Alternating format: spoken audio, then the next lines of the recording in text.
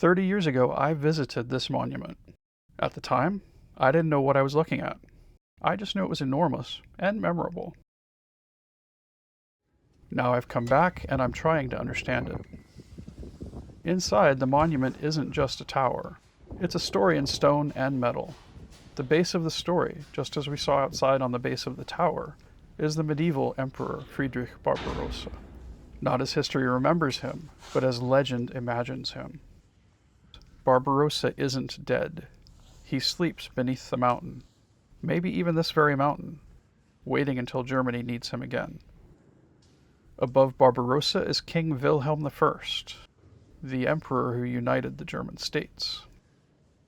The message of this monument is hard to miss. The old empire sleeps, and a new empire has taken its place. The bronze friezes tell the story of that transition, from old to new. Modern visitors sometimes mistake these images for something associated with the National Socialists. What they actually show is the transition from the old empire to Wilhelm's empire and into the industrial age, linking medieval legend to modern nationhood. You see, this monument wasn't built to explain the past. It was created to explain the present, the 1890s present. This isn't just a memorial to Kaiser Wilhelm. It's political architecture. A monument to tell Germans where they came from, but more importantly, to tell them where they were going.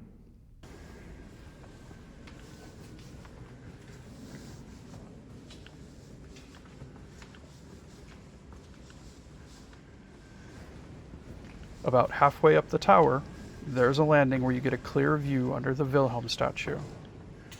It's hard to unsee once you notice it, that this horse, well, it's anatomically correct.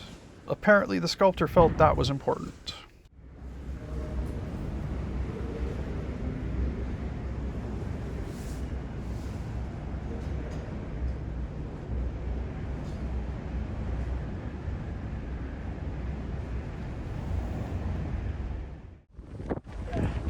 At the top of the monument, the view opens out across all of northern Thuringia.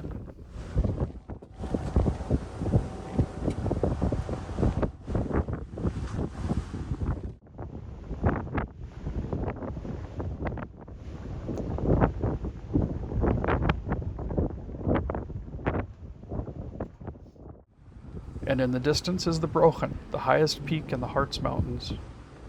And below the monument, the remains of the medieval Kyffhäuser castle, a reminder that this mountain carried meaning long before the empire that built the tower above it did.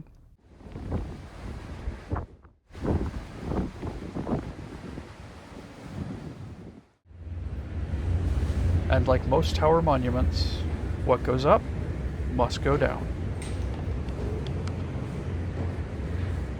Coming down, I have time to reflect on the meaning of this monument. It's a statement about how Germans were to understand their past, and about what they were meant to believe about their future.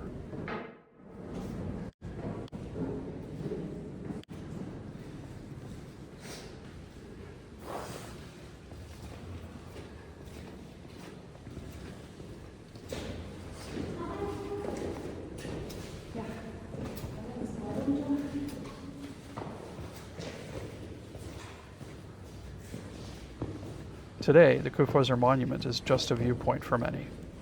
But it was built to explain the present, the 1890s present.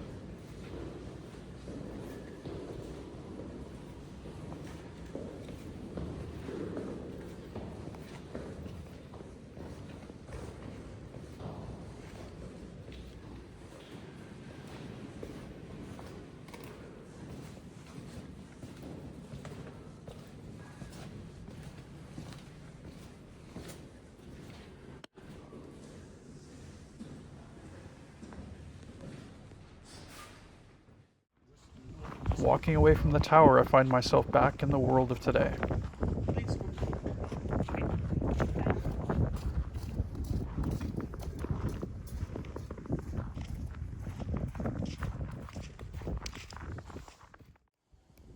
And here's old Barbarossa, a wood carving now part of the landscape, instead of the legend.